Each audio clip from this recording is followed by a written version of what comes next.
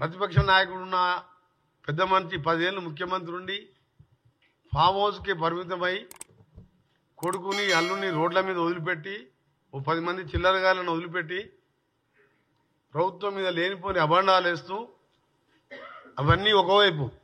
కానీ నిన్న జరిగిన హత్య మాత్రం చాలా బాధాకరం. దీనికంటే ముందు సంజీవ్ రెడ్డి అనే అడ్వకేట్ కూడా హార్ట్ అటాక్తో చనిపోవడం జరిగింది. అది కూడా అనుమానాస్పద మృతిగానే ఉన్నది. ఈరోజు జరిగిన హత్య మీరు టీవీలలో ఇప్పుడు మీరు చూడండి, మీకు కూడా చూపిస్తాం. ఇప్పుడు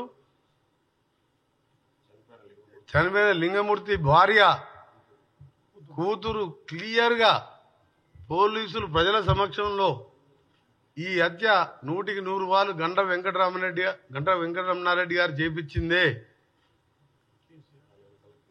వాళ్ళ బిడ్డ ఆ భార్య మొత్తం వీళ్ళ వెనుక కేసీఆర్ కేటీఆర్ ఉండి హరీష్ రావు గారు ఉండి ఈ కేసు హియరింగ్ వస్తున్నది. దీని మీద దోషులుగా తేలుతారు కాబట్టి కిరాయి అంతకులతో చేపించిండు.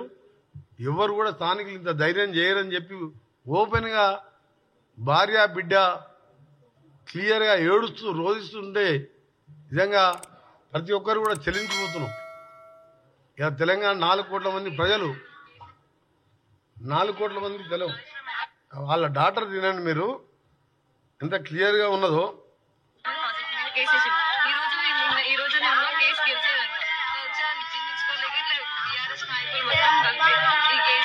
కేటీఆర్ కి పెట్టిన వీధి నుంచి గంట నుంచి ఇక్కడికి ఉండాలి. ఇక్కడ ఉన్న వాళ్ళకి సీన్ లేదు. వాళ్ళు ఇక్కడ పెట్టించి వాళ్ళంతా ఇట్లా చంపిస్తుంటారు. వాళ్ళు మాత్రం ఎందుకన్నా వినిపించమంటారా మళ్ళీ వినిపించమంటారా? క్లారిటీ వచ్చిందా మళ్ళీ మీకు?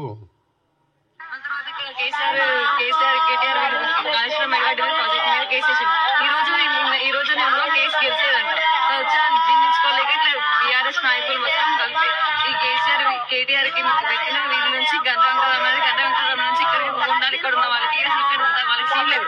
వాళ్ళు ఇక్కడ పెట్టించి వాళ్ళంతా ఇట్లా చంపిస్తుంటారు. వాళ్ళు మాత్రం ఎందుకన్నా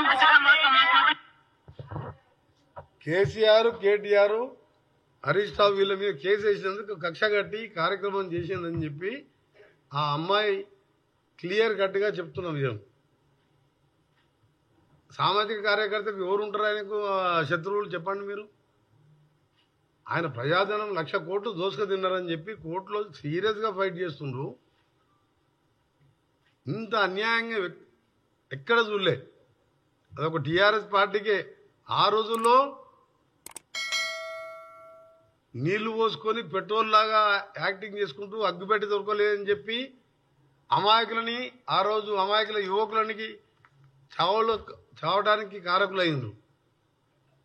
ఆ తర్వాత తెలంగాణ ఇంతమంది చనిపోతున్న కాంగ్రెస్ పార్టీ 4 కోట్ల మంది సకల జనుల సమ్మె చూసి తెలంగాణ రాష్ట్రాన్ని కాంగ్రెస్ పార్టీ సోనియా గాంధీ గారు ఇస్తే దాన్ని దళిత ముఖ్యమంత్రి అని చెప్పి రకరకాలుగా ప్రజలను మోసం చేసి అధికారంలోకి వచ్చి 10 ఏళ్ళు దోసుకొని ఆ దోపిడి బయటపడుతుంటే ఓర్వలేక హత్యలకు దిగజారిందంటే సిగ్గుతో తలదించుకోవాలి. వీళ్ళు నిజంగా ఈ తెలంగాణలో ఎట్లా పుట్టినా అర్థమవుతలేదు.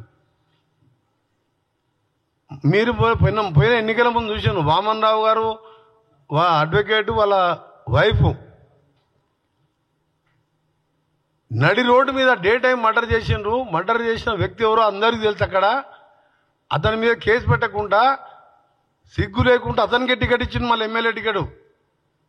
అక్కడ ఉండి ఆ రౌడీజం మైనింగ్ శాండ్ మైనింగ్ అన్ని మాఫియాలు తయారు చేసుకుంటూ అక్కడ శ్రీధర్ బాబు గారిని కూడా ఆయన ఎవరు జోలికి పోయే వ్యక్తి ఆయనను కూడా హత్య చేయించే ప్రయత్నం చేసిన వ్యక్తికి మళ్ళీ ఆయనకే టికెట్ ఇచ్చిండు.